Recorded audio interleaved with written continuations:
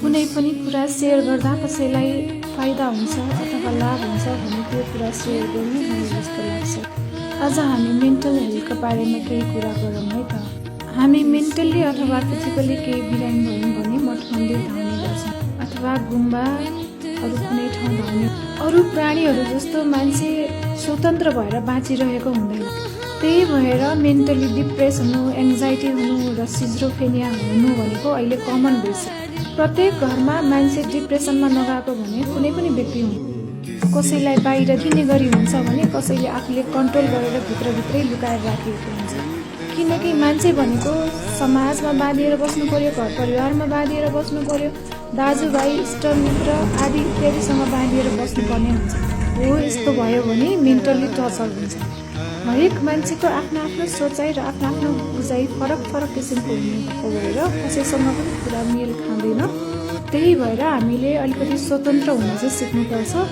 यस्तो अवस्थामा हामीले देख्ने गर्छौँ नि मठ मन्दिर पनि प्रकृतिकै काखमा हुन्छ, गुम्बाहरू पनि प्रकृतिकै काखमा हुन्छ र यो जुन ओशो आश्रम छ यो पनि वन जङ्गल क्षेत्रभित्रै छ।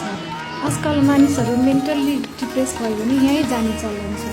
ओशो हामीले यस्तो एउटा व्यक्ति धरतीमा पायौँ कि जो 1.5 लाख किताबको परिमार्जित फर्म एउटा किताब चाहिँ ओशो हुनुहुन्छ। हामी यस्तो ठाउँमा जाँदाखेरि त्यहाँको प्रकृति, त्यहाँको कलात्मक दृश्यले गर्दाखेरि हाम्रो 70-80% मेन्टल हेल्थ ठिक भइसकेको हुन्छ।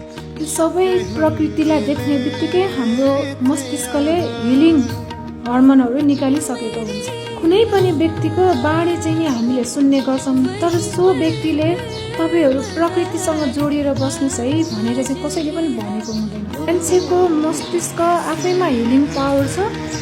त्यो हिलिङ पावर निकाल्न चाहिँ प्रकृतिले ठुलो भूमिका खेलेको हुन्छ। हामी यसरी कुनै पनि आश्रमहरू डोरिएर जानु पर्दैन। पोजिटिभ बाणीहरू हामीले ग्रहण गर्नुपर्छ, तर नेगेटिभ चाहिँ हामीले एक्सक्रिट गर्न सक्नुपर्छ। हामीमा एउटा थटको लेभल हुन्छ। त्यो थटलाई चाहिँ हामीले कहाँसम्म पुर्याउन सक्छौँ भन्ने त्यो हामी आफै भित्र हुन्छ।